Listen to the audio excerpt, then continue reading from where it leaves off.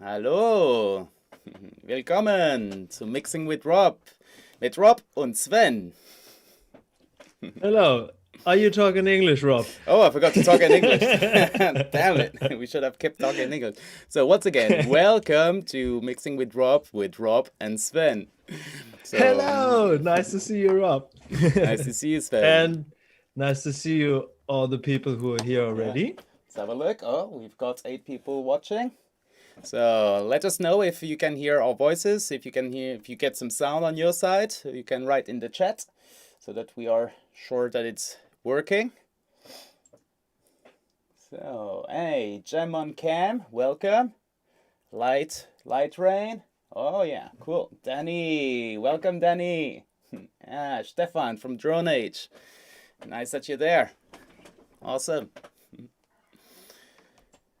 So, I'm going to start a little bit.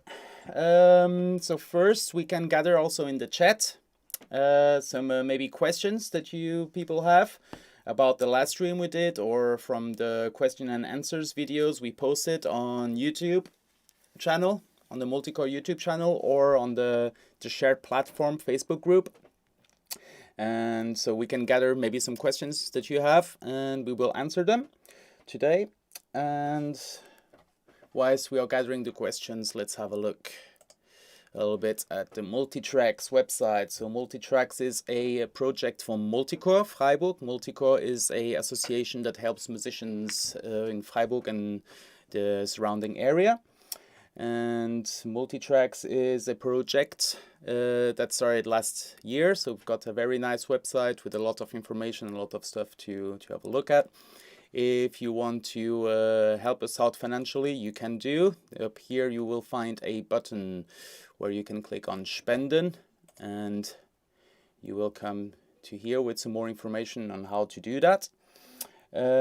Also, we've got some new stuff this year, so you can register yourself in the program, in the project as a musician with a song recording until the 24th of March. But this year you can also register yourself as a producer or as a sound engineer for the multi-track sessions. So here you can find all the necessary information about that. Also, very exciting news. We are going to release tomorrow the first Watch and Talk event that we did last November from the song Dancing Alone from Lea Haufler. And so we did an event where we invited the producer, the sound engineer, the video producer and the artist, and we had to listen to the song from Lea. And then we had a talk with Lea about the song that she wrote and her expectations when she applied her song to the project. And then we had a look at the documentation that we filmed through the 2 days we spent in the studio recording her song. And then we listened to the song. And Ella Stracciatella did a wonderful job moderating the event. The event was supposed to be in Kulturaggregat, but because of the pandemic, we had to cancel it. That's why we did a live stream. And you could buy tickets to be part of the event. And tomorrow you can have a look at the event online. So what else? So yeah, the multi-track sessions that we record in the studios are also available. So you can purchase them, buy them, so you can do your own mixes. And you can also share your mixes in the shared platform. It's a group on Facebook. So we can also talk about, or just have a look at different type of mixing and styles and learn from each other. And here you can also find in this Facebook group all the videos that we produced in the last months.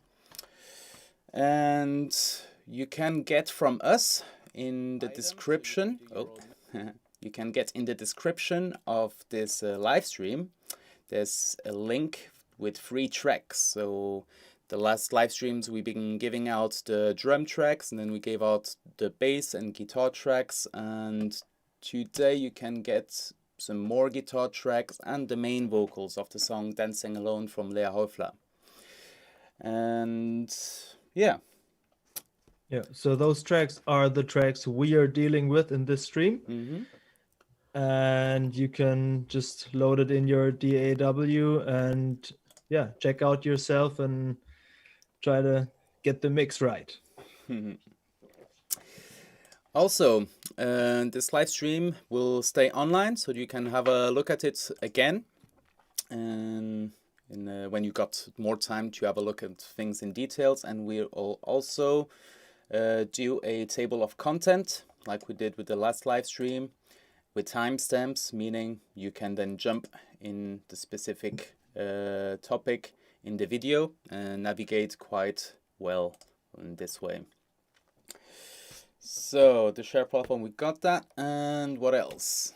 We also have this information sheet with some of the philosophies we use during mixing, or that I use. And to get this PDF sheet, yes, Sven? Yeah, that's a great overview. I keep using this just to get back to to some kind of road, if you know what I mean. So if I get lost in the mix, for example, I take this, it's 4 or 5 pages, I think, and have a look at it again to focus more on the things that might be more important. Yeah, so it's kind of like a mixing roadmap. Yeah. Yeah. And we have it in 2 languages. So the first few pages are in English and the last pages are in German. So we are going to use Ardour. Ardour is a open source DAW, digital audio workstation, very professional, and it costs minimum €1. But if you really like the software and you want to use it a lot, and if you want to use it in a commercial way, please give more than €1 because they do an amazing job. They keep doing new updates, and you can also, in the community, I think, button, you can also give some bug and feature requests, and they keep adding some new stuff in the software. They do a great, amazing job. To get the PDF, I forgot to say where you can get it. Also in the description of the live stream, you can get the link to the PDF and you can download it and keep it. Very helpful. So let's open up Ardour. So Sven, before we start with Ardour, any questions and answers? Questions? That we can Somebody answer? who answered their own question already? No, there are no questions yet. So I think we can start.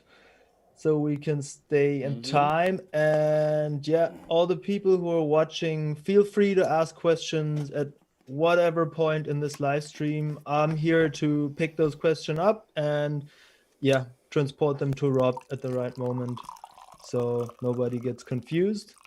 And Rob also has some time to pour in some tea before this live stream gets started. And relax a Yeah, little ask bit. questions, have fun, people. Let's go. So let's have a look at the session where we left it on the last live stream. So we imported all of the drums, we imported the bass tracks. We've got bass DI and bass mic from the amp we used, and we also have guitar left, and we've got 2 microphones on 1 amp. So we maybe we can even have a look at some pictures. No, we cannot. Maybe next time. So the guitar left is the guitar we also recorded live. So we set up the drums, the bass player and the drummer, the bass player and the guitar player, which was Leah, in one room, and they practiced the song, and then we recorded those tracks. And then later on we recorded some more guitars and acoustic guitars and vocals as overdubs. So last time we did a quick drum balance with kick, snare and overheads, and we also started checking some phase between the microphones. If you want to know more about what is phase and what are phase issues, you can find some the answers in the PDF, and also in the last live stream we talked about that in detail. But if you have questions, please place them in the chat. And yeah, so I think we're going to continue doing some drum balances and keep doing some phase checks. So what would we'll do as next? Let's just have a listen to drum balance, how we have it, and let's see if we feel like we need to do some changes.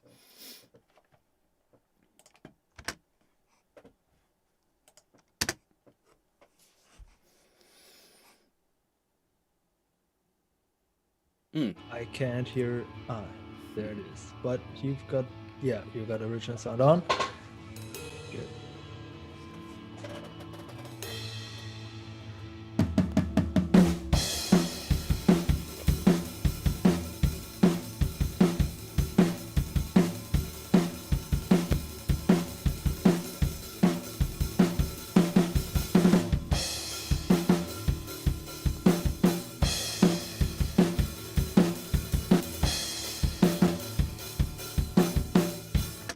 So right now I feel like the overheads might be a little bit loud, so I'm going to turn them a little bit low.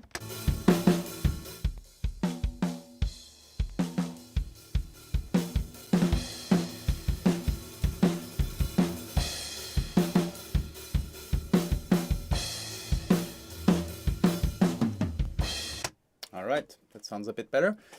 So we have all our tracks also penned in the center because it's easier to do good IQ and balance decisions when you are listening in mono.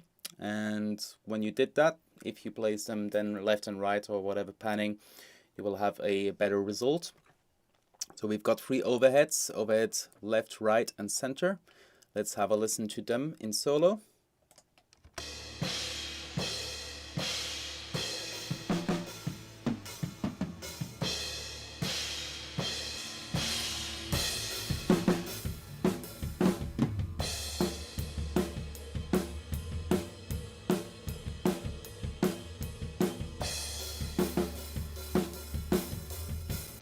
So right now I feel like we could pull back a little bit of the overhead center. Let's see what that does.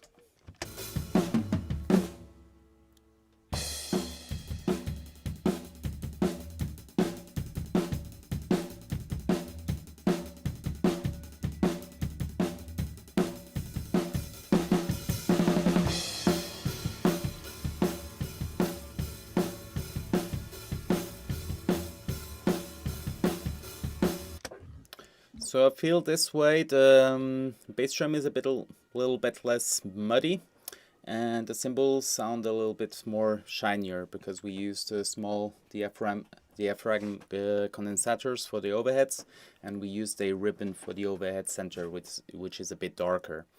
So we can already kind of adjust a little bit the frequency balance by turning down a little bit of the overhead center.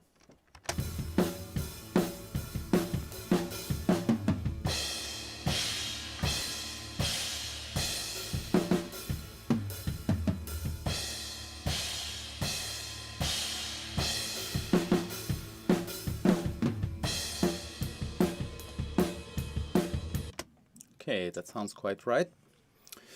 Let's move on to the toms. So I'm going to write down in the comment section at what loudness I place the overheads.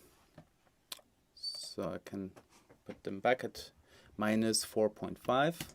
I'm going to place it at 0 once again. And in the overhead center, I'm going to write down -4.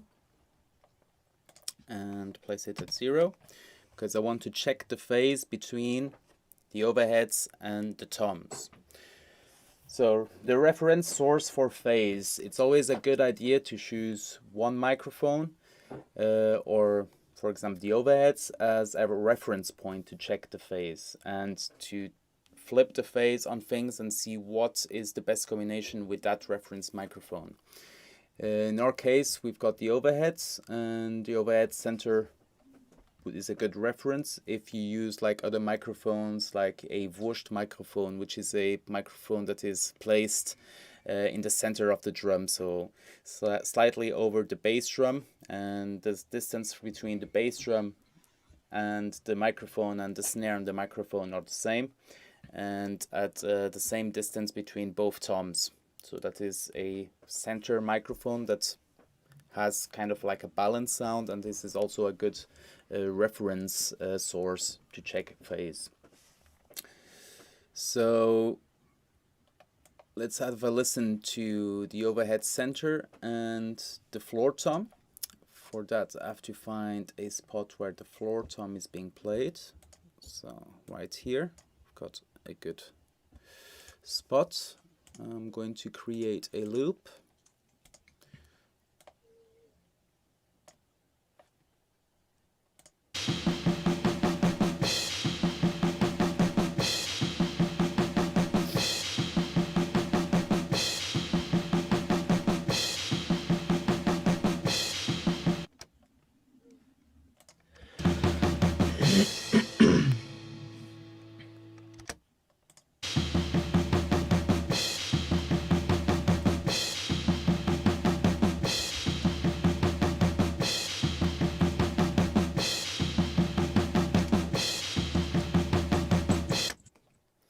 So what we are looking for is to see in what position of the phase gives us the most low end. I couldn't really hear that in that spot. Let's pick another spot. The floor tom is being played.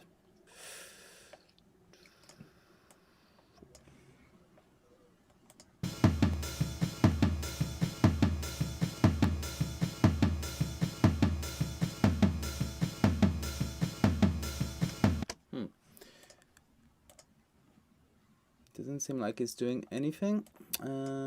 Wondering if it has to do with the solo option. So I'm going to do it differently.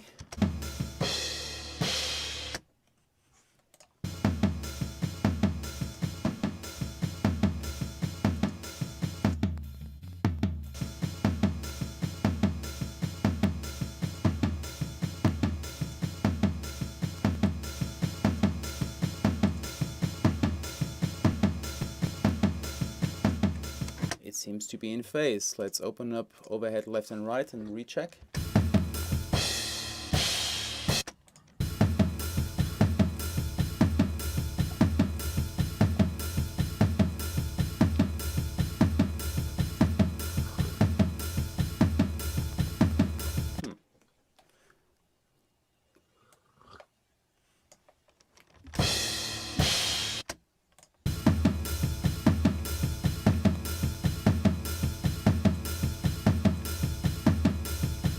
Can you hear a difference in your headphones, Sven? Not really, no. I'm also having difficulties to hear a difference in my headphones. Let's have a closer look. Open up.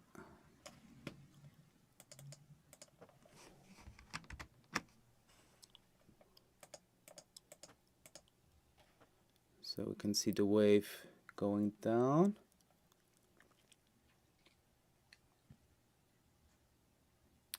The wave is also going down this way.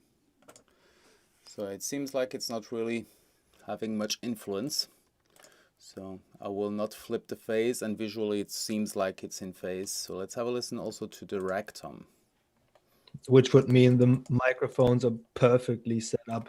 And there's no difference when you flip the phase.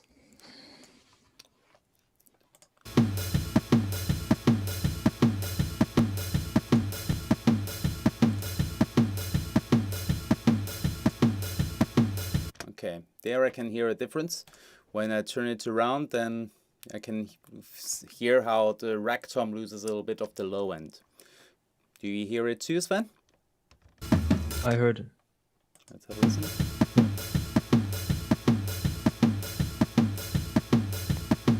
Yes, yeah, we can hear. I'm actually thinking that the problem is maybe that we can't hear so much of the low end, what is happening to the floor tom through the headphones, and maybe that's why that we can't really have a listen to that. So but if we have a look visually, also at the rack tom, let's have a look if the wave is also going downwards. Yes, it's also going downwards. So, should be correct. Now let's have a listen to the drums, and yeah, we didn't trim the toms yet. So let's trim the toms and let's have them hitting our What do you mean by trimming? With trimming, so up here we've got a small button, so it's kind of like the gain control. And we want to have it at minus 10 dB. So let's have a look if it's the case. So the floor tom is a bit too high.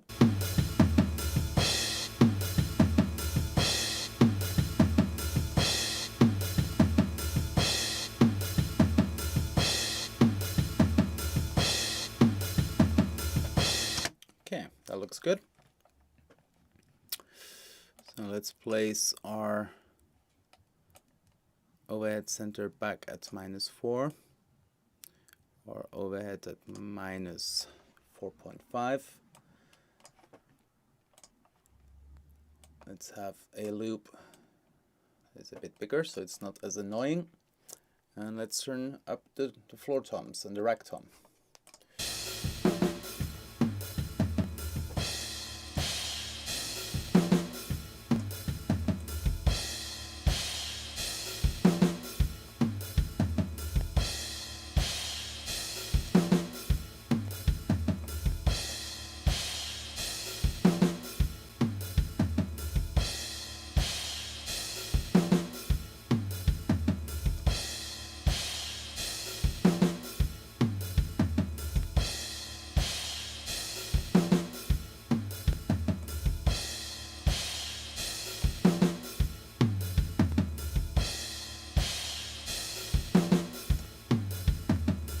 Alright,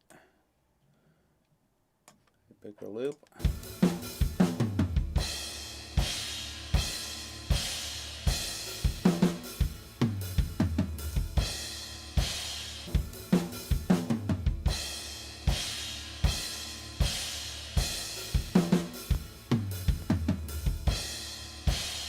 Yeah, that sounds quite nice, I think. Let's have a listen to a bigger part of the drums.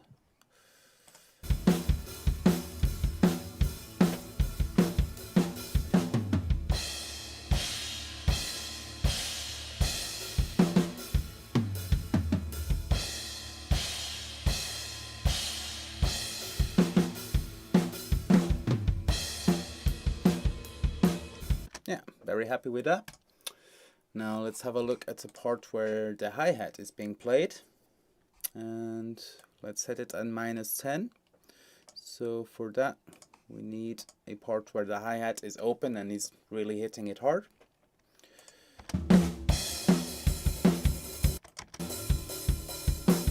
Like that, for example.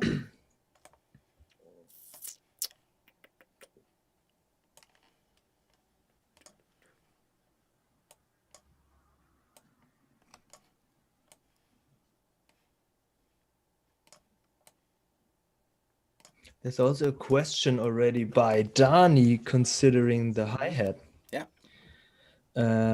He asked if you would pan the hi-hat in the end of the mix or if you preferred it in the middle. So in the process of mixing, probably, no? I think that's how I understood it. So doing balances decisions and EQing decisions, I would have everything placed in mono and do my decisions there, and then pan them accordingly.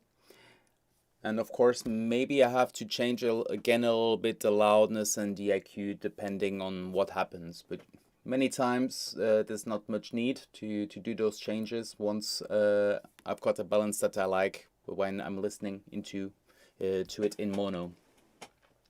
So usually in the middle of the mix. Yeah. So not at the end, before I go with compression, for example, before I start compressing stuff. So first balance, then frequency, and then I can do a little bit with the panning, and then I would start going into compression.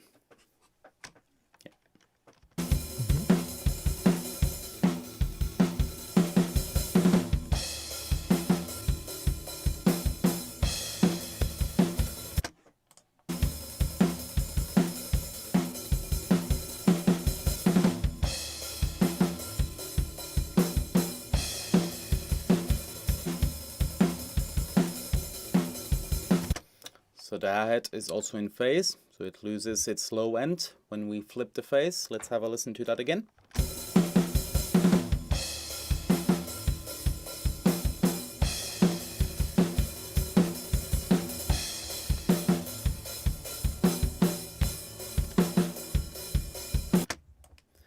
Let's turn the fader down and then turn it up.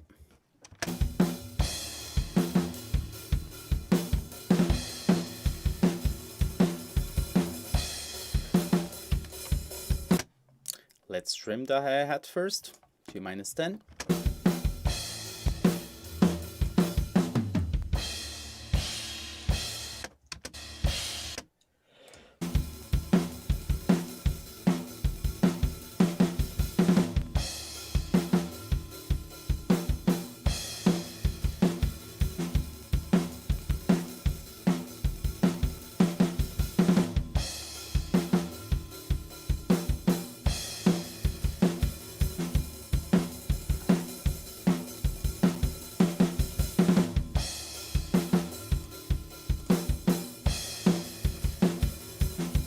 Okay, that's sounding good. And so, last but not least, the room microphones. So we've got two room microphones. One is left and right. And we used ribbon microphones. And I'm going to draw something in paint to explain a little bit how we placed a wonderful tool. Yes. This time, let's not place paint underneath our cameras. All right, so we let's say we build the drums here. So drums, and we placed a ribbon microphone here and a ribbon microphone here. A ribbon microphone as a figure 8 pattern. Is that the kick drum, and the direction downwards is like the front head of the kick drum? Yeah. So okay. Here is the kick.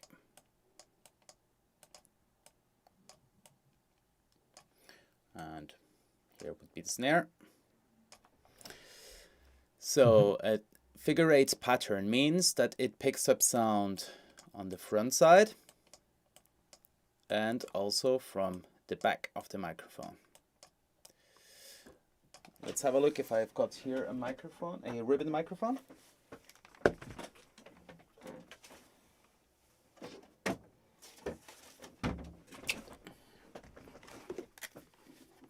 I do. Oh, what surprise.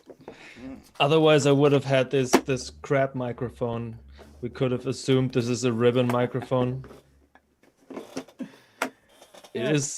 It's a Band-Aid microphone. Punk rock. So this is a ribbon microphone. So as you can see, this is the front of the microphone where the logo is. This is the back of the microphone. This microphone picks up in the front of the microphone and also in the back.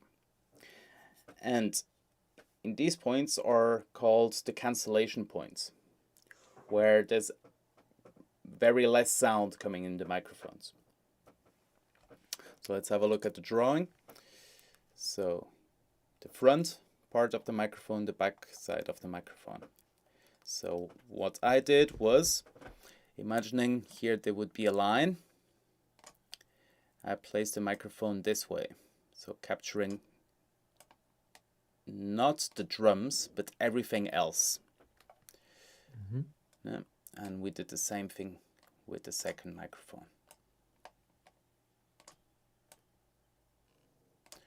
So this is the front part of the microphone, this is the back.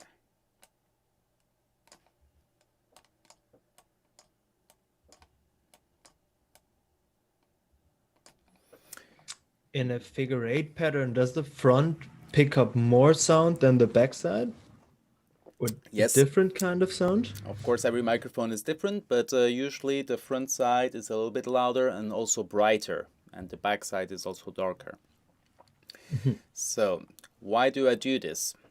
So I pick a lot of room sound and very less of the direct sound from the drums this way.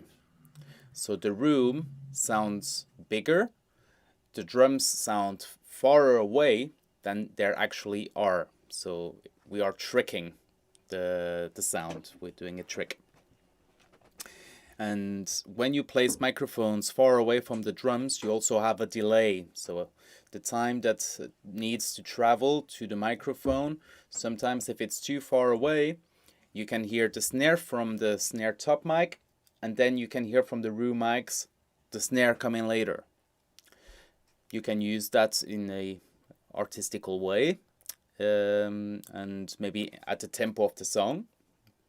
Could be a nice thing, but we didn't want to have that effect. So you could also edit in your DAW the room microphones and pull them and align the snare top and the room microphone where the snare hits so that you don't have this effect. Or you can place the microphone not as far away so that you don't hear this delay, but not point the microphone to the drums, point it to the room. So I decided to place the front microphone in this direction so that I've got more of a bright sound coming from the wall to this side, and this side where there's more like the bass drum, a more darker sound. Yeah. And what else can I talk about this? So also the height of the microphone. Ooh, that would go now really into details about this. Let's maybe not do that, and maybe let's just have a listen to how the room microphones sound. Were those exactly those two Super Lux microphones you were using? No, there were microphones that Frank Mitten lended me. They are called Karma 7, I think. Karma 7. Yeah. Never heard of that. But it's a ribbon microphone with those characteristics we were talking about. Yeah. Okay. So let's trim the room mic so that there are -10. We can see the left side is a little bit louder than the right side.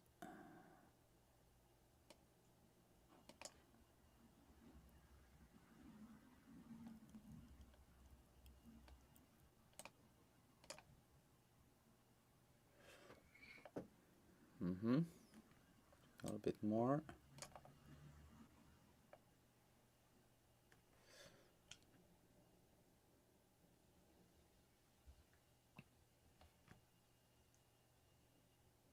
Yeah, that looks kind of correct.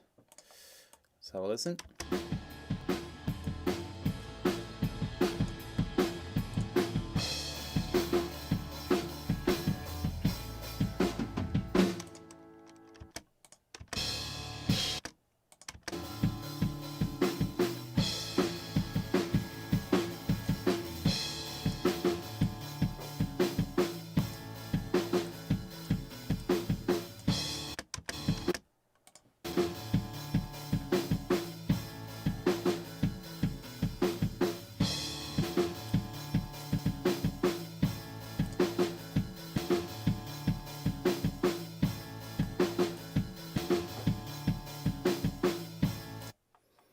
So I just picked a place where the drummer is only playing the bass drum, the snare, and the hi-hat.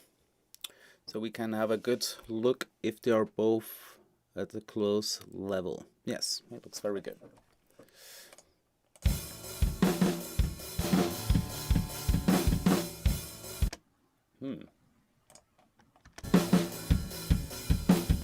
Better. Yeah. So here are the room microphones.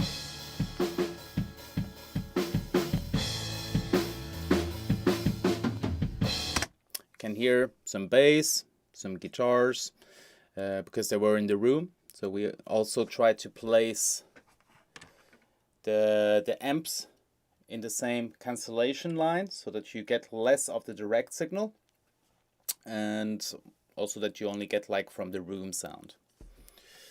So room microphones are pretty cool to kind of glue all the other microphones together, because all the other microphones are very isolated sound. So a bit like the overheads, when you pick up the drums as a whole, the overheads will kind of glue everything together. But you could also decide to IQ your overheads in a way that you just want to have like the more of the cymbals, and you can use the room mics like to glue the rest. So let's have a look at what happens when we turn up the room mic in our drum sound.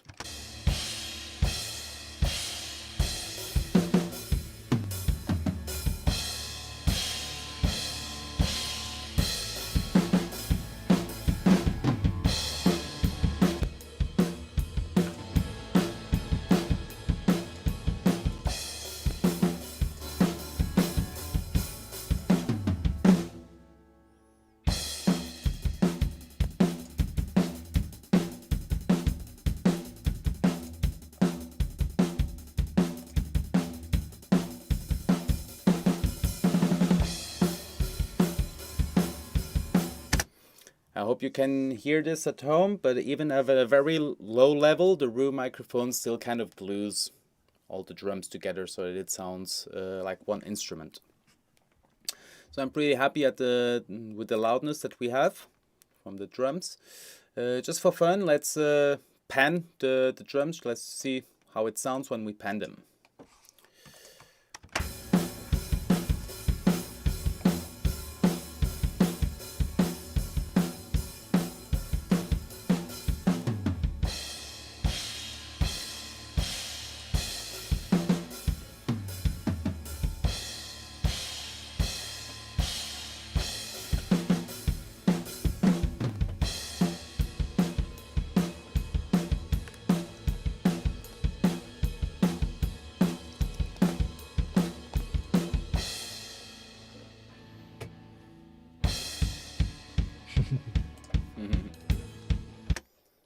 Okay, that was a good part where the drum was switching between a hi-hat and ride, and I want to have the hi-hat and ride a little bit more in balance. So I'm going to place everything back to the center, to mono, and let's have a listen.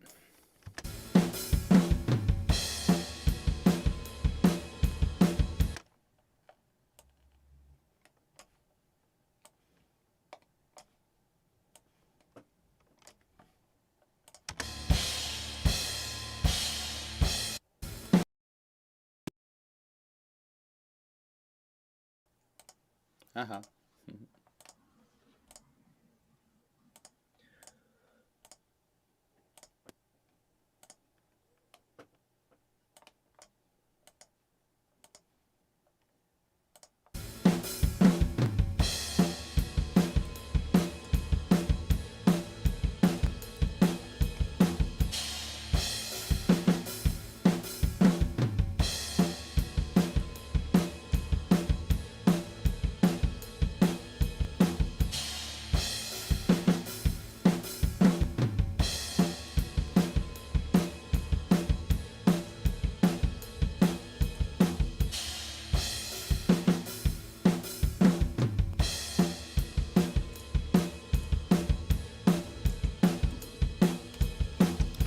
Okay, sounds pretty cool. Let's have a look at the time. 15. So, any questions in the chat room? There's one question left, yes. Yeah. And I think it is Nick from Lightrain who asked if you can recommend good drum mics for recording, which are not too expensive, but doing a great job. SM57. A set of 5 SM57s. 14 SM57s. Buy a truck full of SM57s. But why the SM57? Just a fun thing sound engineers sometimes say, like, you could in theory record drums with just with SM57s on everything. You could do it also with SM58s. It's very difficult to say like a drum set mic. I never bought a drum set mic. I always bought like separate mics and have a listen to different things and kind of develop a taste. So I really like Sennheiser on toms. I love Shorm Beta 52 on bass drum. Kick out. I like the boundary microphone from Sennheiser in Kick in. For overheads, there are some cool Rode NT5, for example. For room microphones, I love to use ribbons, any type of ribbons, for example. On snare top, I like the SM57, but also the Biodynamic. Well, I'm very bad in remembering all those numbers, but we can have a look at the list we used on this setup. Oh. I might still Very have that in nice. my Google Drive somewhere. While you're looking for that, I can say in our rehearsal room we have just a shitty mic setup that was just 30 euro. I bought it from eBay. It's someday, and it's similar to the I think the second level Thomann version, and that works. That works so good. You can, if you have a DAW and some plugins, you can really do a lot with those microphones and get a good drum sound out of it. It also depends how you tune your drums and what the room is like. So you can't buy an expensive microphone or a set or a bundle of microphones and they will immediately sound good once you throw it on your drum set. Yeah, it just takes a little engineering and trying around. And I think in the beginning, you're good with cheap microphones, maybe, yeah, with a maximum of 400 or 500 to spend on like how many toms do you have? I think 3 toms, then 2 overheads, snare, 6th kick drum, 7 microphones. That should be good for the start, and you can always buy more and experiment. So Rob, you got the list? Yeah. So Grenzfläche, I didn't write down exactly all of them, but so I don't have very much in detail. So the AT Pro 37 is a small diaphragm condensator from Audio Technica. It's not too expensive. I really love it on hi-hat, but you could also use it for have 2 of them for overheads, for example. But the Rode NT5 are also very common for that use. But you could also use the Ashton that you talked if you have 2 of them. People also like to use them as overheads. Yeah. This thing here. Yeah. Yeah. So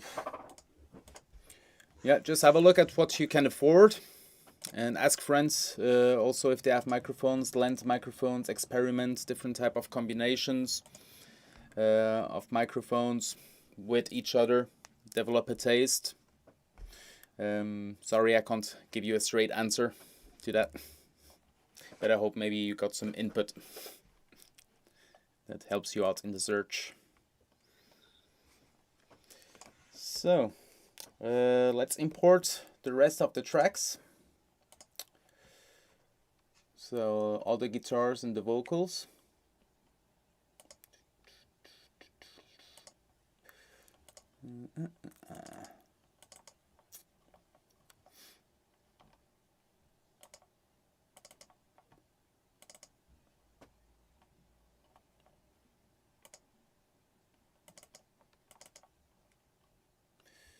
Here we go. Oh, and Donnie, it would be nice if you shared the link of John Cooney Bertie and Kevin Parker recording drums. If you have those, you can just post them in the chat. I think it's good also for the people to watch it after.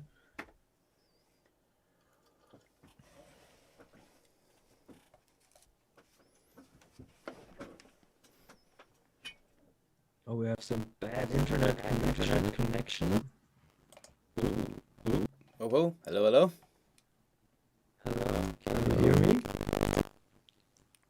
Oh, I sound like a robot. You sound like a robot, yeah. Speak again? Yes, hello. People, do you think I sound like a robot too?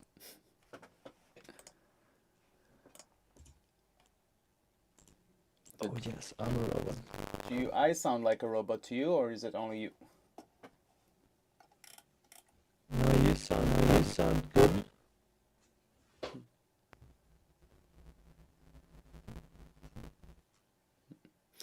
Maybe switch to your laptop microphone just to check if it's nothing to do with your... Mm-hmm. Is it better now? Better now? So laptop. Like hello. Oh, yeah. Okay. No, still there. Do you want to leave the Zoom meeting and come back in to see if that helps? Yes. All right. I'll be right back. So, while Sven is checking if he gets rid of his problem, we can continue over here. So I imported all of the tracks. Now I'm going to move my mix bus all the way down at the end of the list. Probably have to do that to my master out also. Yep, there it is. To do so, just press Control and put the arrow down and you can move it. There you go. So here we've got all of the tracks and perfectly in order. Let's get Sven back in.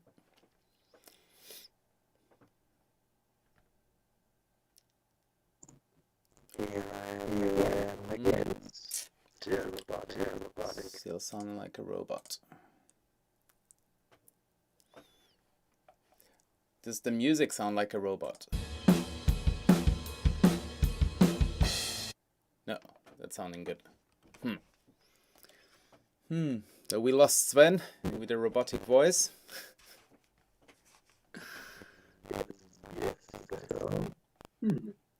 Well, I'll just shut up for the next 10 minutes and we'll see if that was Maybe we can restart Zoom. Yeah? Does it work? Do you stay live then? Yes.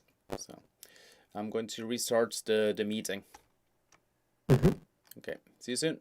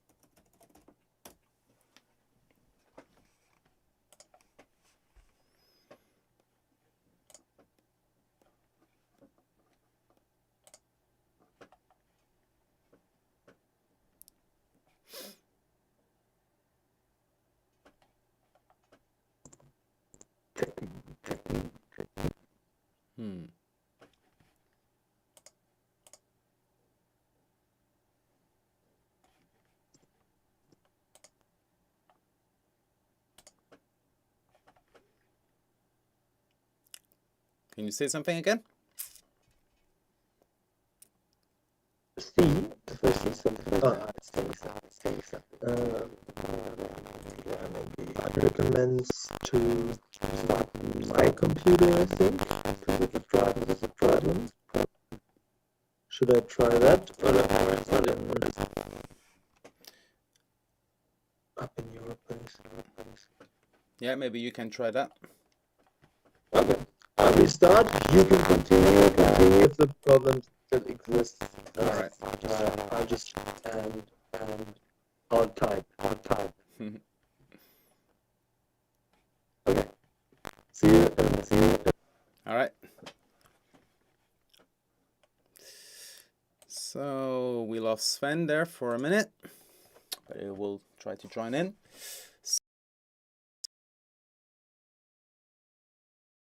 Our center now. We've got microphone 1 and 2 that we placed on the amp, and we placed a room microphone.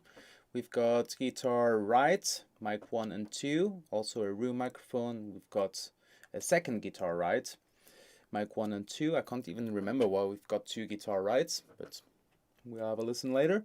We record an acoustic guitar with 2 microphones. We've got the main vocal. Okay. We've got 2 backing vocals that have nothing on them.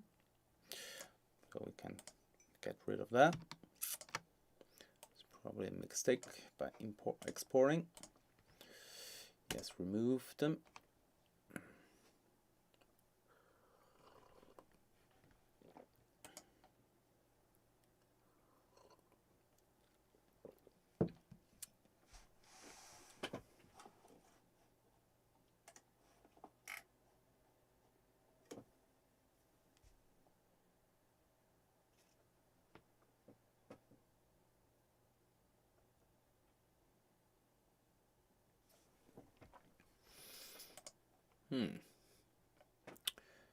And now Ardour is also crashing. Beautiful. So let's reopen.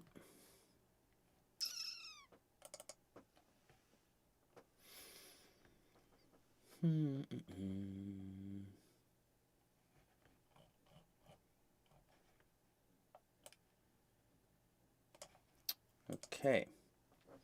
So let's retry to delete that. Now it's working again. Okay, so we've got our tracks, and we are going to create buses for them.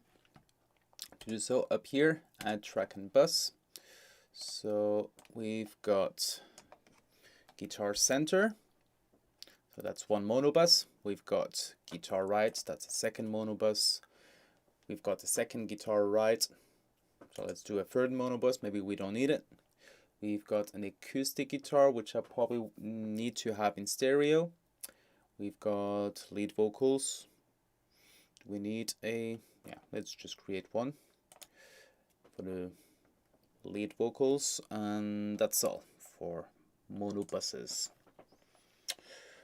So here we go.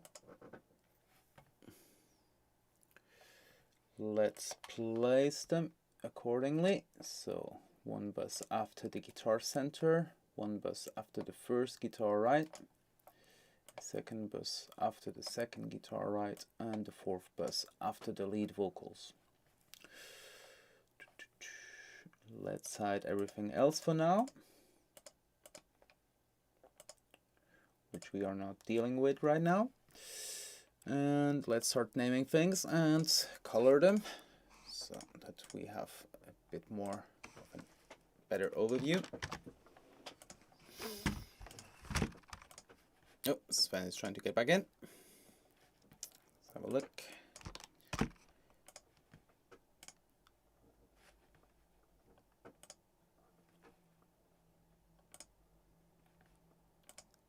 Hello, hello, Sven. You back? Hello? Working? No, still sounding like a robot.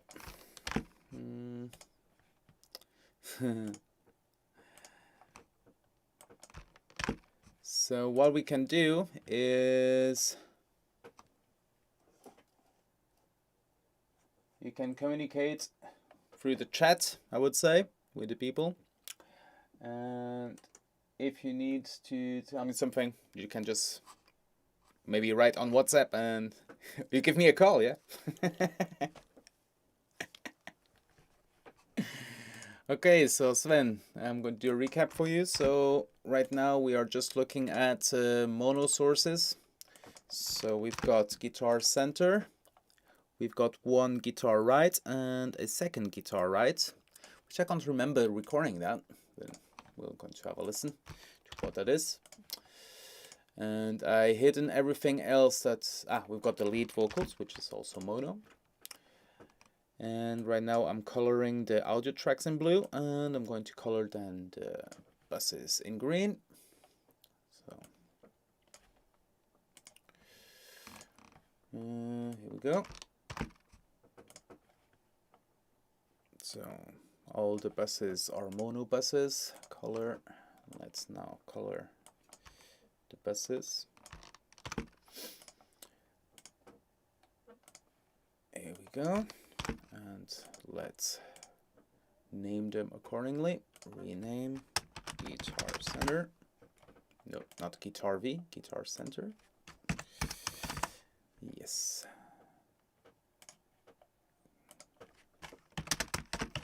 Bus.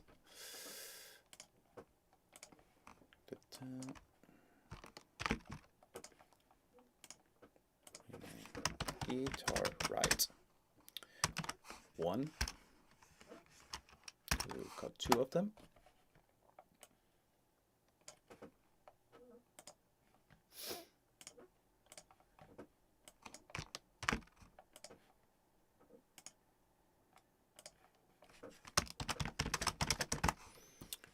Two.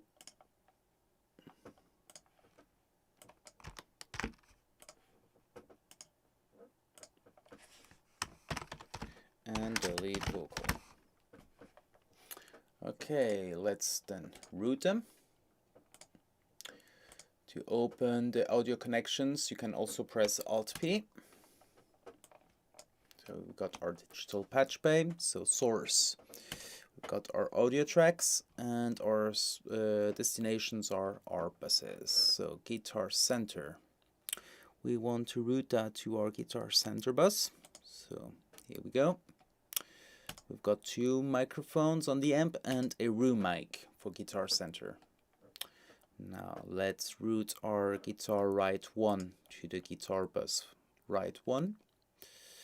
So we've got mic 1, mic 2 on the amp and also a room microphone. And let's do the same thing to guitar right 2, but there we only recorded the amp and not the room.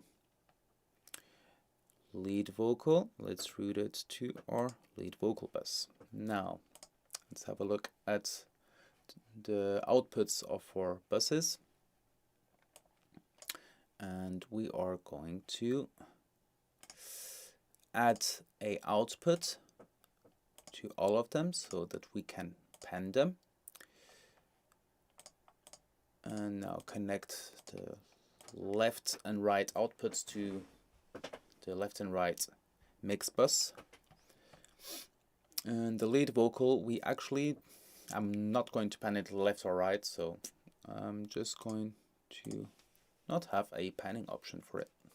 So I'm not going to add a output to my lead vocal bus, so it will stay a mono bus. Let's have a look if the connections have been done correctly. Before we press play, let's turn down our buses, because otherwise it's going to blow our ears out.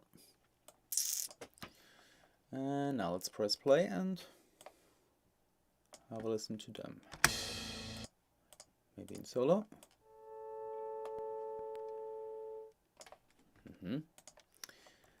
Guitar center. So what did we record there?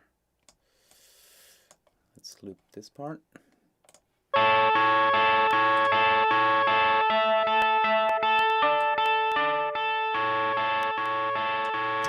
Okay, so this is our guitar center.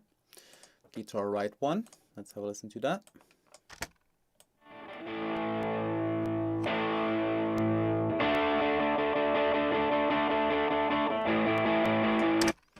Sounds like a rhythm guitar. Now what is our guitar right 2?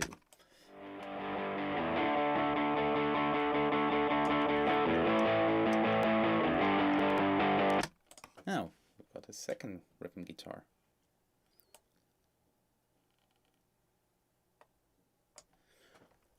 Huh. Very interesting.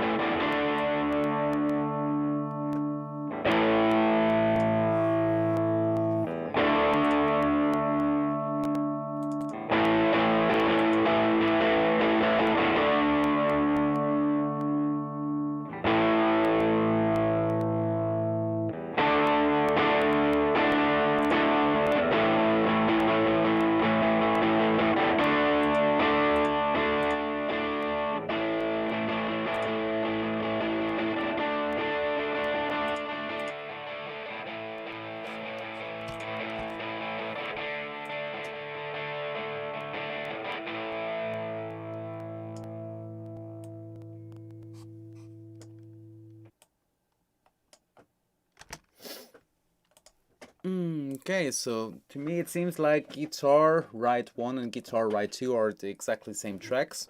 So Tiago, who produced and mixed, maybe decided to pan the same guitar left and right and maybe place the what we called guitar left into the center. Or maybe it's a mistake with the bounce, but let's keep the tracks in and let's have a look at what we do with them later.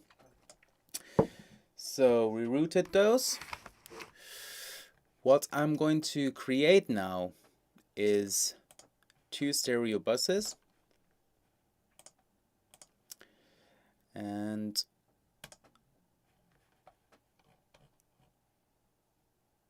I created 4 buses. Yeah, we can work with that too.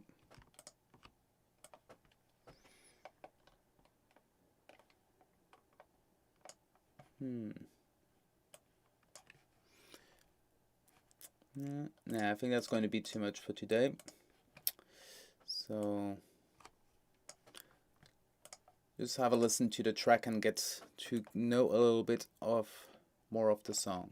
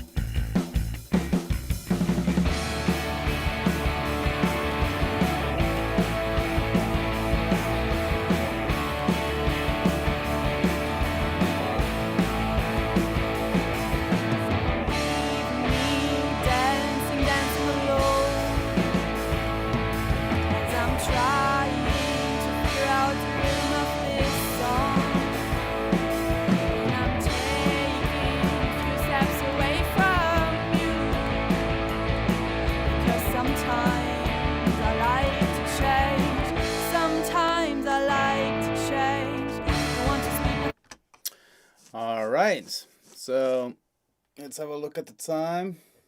20:38. So sadly, we didn't get to do all the things that we wanted to do, but one last thing we're going to do. So we listened a little bit to the tracks that we have, so we know a little bit more of the song. This is very good. And I want to talk a little bit about the arrangement elements. So, arrangement elements. What are these? There are different ways to. There you are, Sven.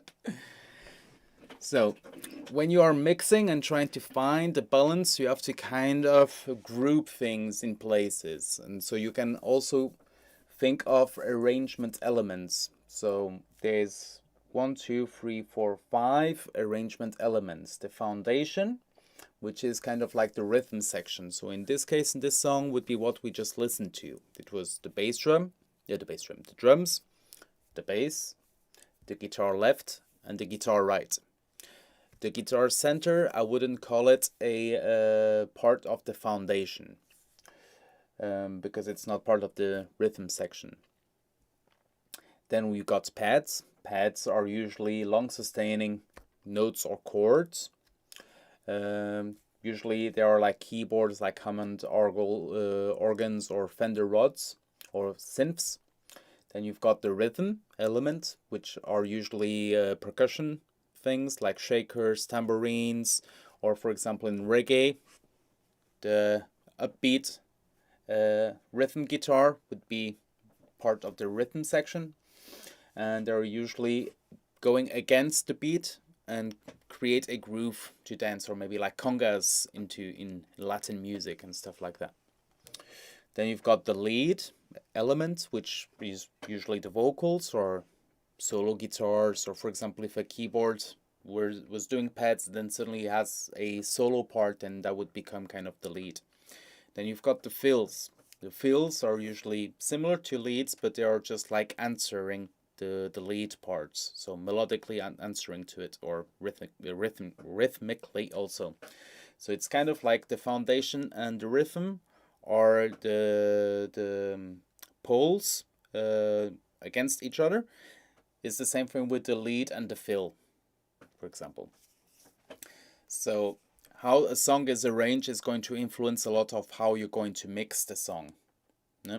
You can also change your mix by eliminating parts of the arrangement elements. If you say that guitar center is bothering me, so you mute it, so you lost an arrangement element, and maybe that's what you need in a certain part. Or you say, I want to have the congas playing, but we don't have any congas, but we do have some rhythm guitar, acoustic guitar, which that's not also part of a rhythm element, but it's I'm probably going to mix it a bit of like is every channel equalized, Danny? Is that the question you have? Yes. So no, the channels are not equalized. They just went through some preamps, and we placed the microphones correctly, or in the way that we found it was cool. And yeah, so we had the drums well tuned. We spent a lot of time in tuning the guitar amps and finding the right sound, trying different pedals, stuff like that. So no IQ yet. Yes. So, you know, the theory shit in, shit out. So you cannot make a exactly. But maybe that's the right thing and wouldn't be shit, you know, Sven. You know, if you want to have a really fucked up distorted vocal, so there's no point in singing in a Neumann microphone and then this. Yes, maybe you have to pour some beer on the microphone, then sing in it. Or maybe do a hole in the beer Dose and place the microphone inside it and then sing through the hole. So if that's the type of sound that you want, so why not get it right from the beginning? Yeah. So what we are going to do by the next live stream, or what I actually wanted to do a little bit more today, is then to create groups that represent a little bit also these arrangement elements, and route them in this way, so that we can also control a little bit of the loudness from each individual element and place them in a certain part, or to think, how am I going to route certain things considering what arrangement element it has. So yeah, let's do that next time. And now we've got all the tracks in the session. So I hope you guys had some fun tonight. I know I did. I hope you had some fun too, Sven. Yes. Yeah, let's hang out a little bit more and let's see if there's some question and answers. Oh, I'm going to grab something downstairs I really want to try out with you people. Something that I got from... can you turn on your microphone, Sven? For a second? Yes. Yes. Okay. What's the name of the... I'm having a blackout. What's the name of the owner from the Unicorn guitar? Rhino. So 2 weekends ago, I was practicing with the dead notes at the attic, and then suddenly I see Rhino on the shop and at the Guitar Werkstatt. So now he's has his shop in the Guitar Werkstatt, at where the building of the old Jazz and Rock'n'Schule was, and he got something from a customer and went like, "You're the perfect person. You want to buy this?" And I always want to try this, but I don't know if I want to buy it. So he lent it to me. So I'm going to grab it now, and then we're going to try it now in the live stream. Let's see if it's cool or not. So I'll be right back. I just probably shouldn't because I'm a robot still. Muted.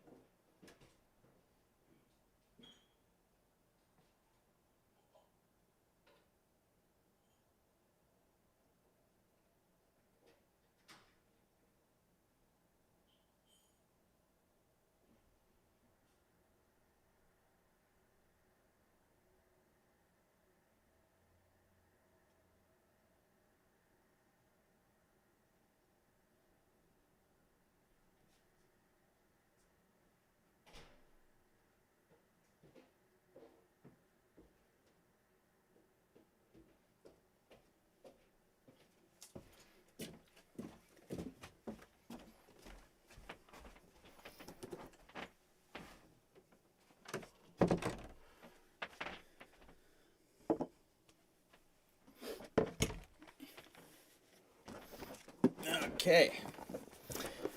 So.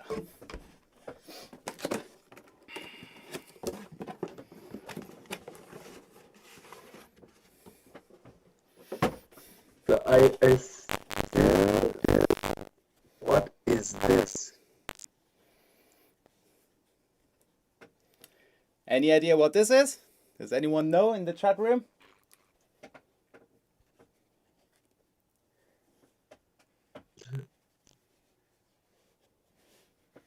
I think we've got to wait about 30 seconds until the goes through. Can you write in the chat, because I can't understand you, I'm sorry.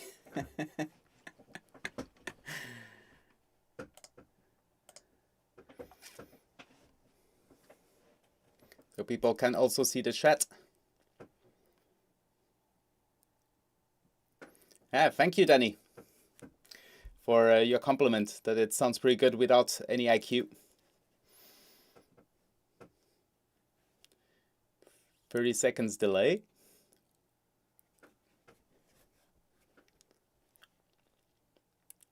So with the chat, yeah, of course.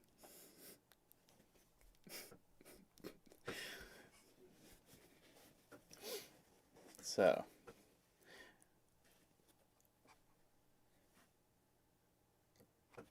Kind of a cajon. So this is foam. This is a isolation booth for vocals. So where do you use or place this? So I have to grab my microphone.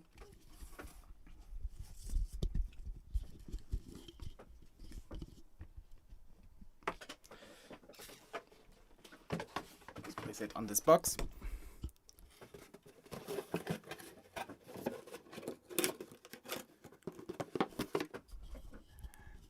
If I recall exactly, I think Rhino himself was like, what is that? I don't know what it is. I'm supposed to sell it, but I don't know what it is. So, you place this on top of the microphone. This way. And now you've got your pop, so you can sing. And there's no room getting inside the microphone. So, 1 2 1 2 sound check. Too loud? Yeah. Maybe like this. So what I have to do is turn down my preamp. So is this okay, Sven? Yeah? Or is not loud enough? It's good. 1 2 1 2. So I'm going to sing. Sometimes when I look into your eyes, I swear I can see your soul. Let's have a look of how it sounds without it. We need...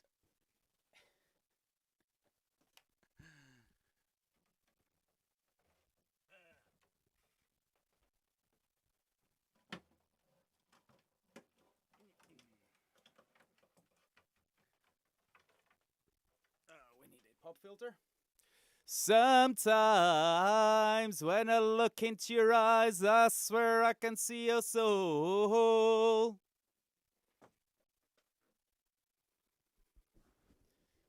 Sometimes when I look into your eyes, I swear I can see your soul. Sometimes when I look into your eyes, I swear I can see your soul.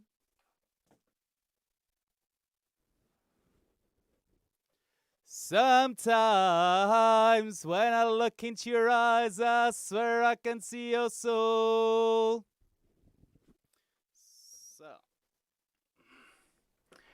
I will only be able to see how that sounds later, because I can't hear myself right now. So, Sven, do you want to try to describe in the chat how it sounded? What's the difference? Yeah? Let's try that.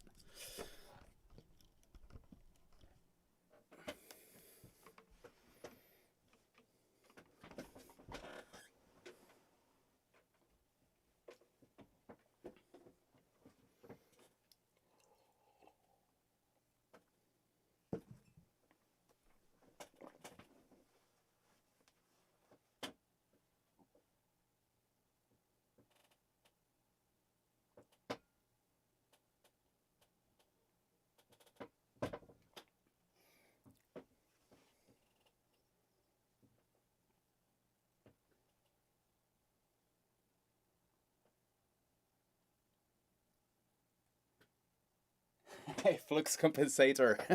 back to the future. That's a good one.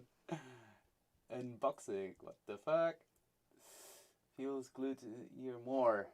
0 millisecond reverbs. Very direct. Yeah. Roomless. Yes. So I always wanted to get one of these and see if I like them, because when do you want to use something like that? For example, if you're recording pop music, or maybe you're recording rock music, but you want like to have pop sounding vocals, you need to have like the vocals really, really dry, so that you can really compress them really hard, so that they are really like close to you. But if you've got no isolation booth, when you do that, you're going to compress also the whole room. So you're going to lose that dryness that you have. No? And with this, you can like really bring the vocals really close and compressed without bringing the rest of the room. So instead of building an isolation booth, maybe this is like a cheaper and less stressful solution for that. But sometimes for example, rock music, you want to have like that, the room sound getting into it. You don't want to have it like perfectly clean, because otherwise it has no character or stuff like that, and you have to bring it back in later or stuff like that.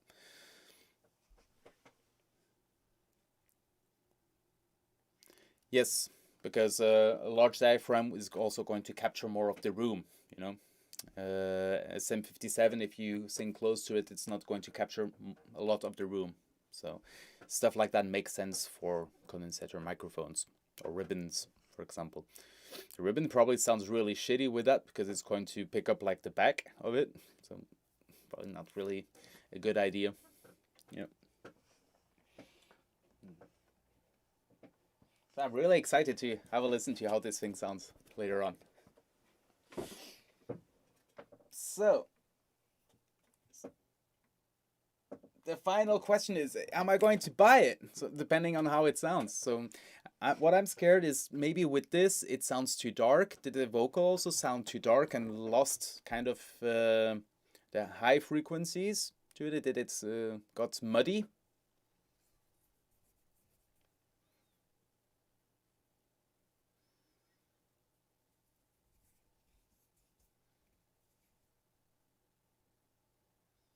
Sven, could you hear if it got muddy?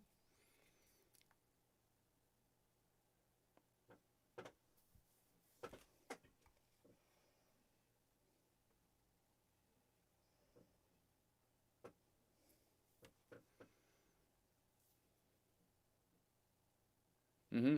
Yeah, true. Yeah. So, yeah. If it doesn't sound too muddy or too dark with this, I'm probably going to buy it, depending on how much it costs. Also, let's have a look. But if not, you can maybe get it at the new located Unicorn store at Guitar Werkstatt, close to the attic. $50. Yeah. All right. So I would say this is it for today. Once again, thank you for watching. It was really fun. And we were talking about drum microphones and which microphones would be cool for the drums. Sven, do you remember that video that I showed you with Taylor Hawkins and Sylvia? What's her name? Sylvia? I forgot. Really cool sound engineer and producer, where she used really crazy drum microphones, and I'm going to post that video on the shared platform on Facebook, so you guys can have a look at it. Yeah, otherwise just Taylor Hawkins drums, Sylvia. Yes, Sylvia Massey, and her microphone collections. So you can have a look. That you don't really need really expensive drum microphones to record some good drums, and it's all about taste and being creative and looking for your sound. Okay, so wish you a good evening, and hopefully see you in 3 weeks.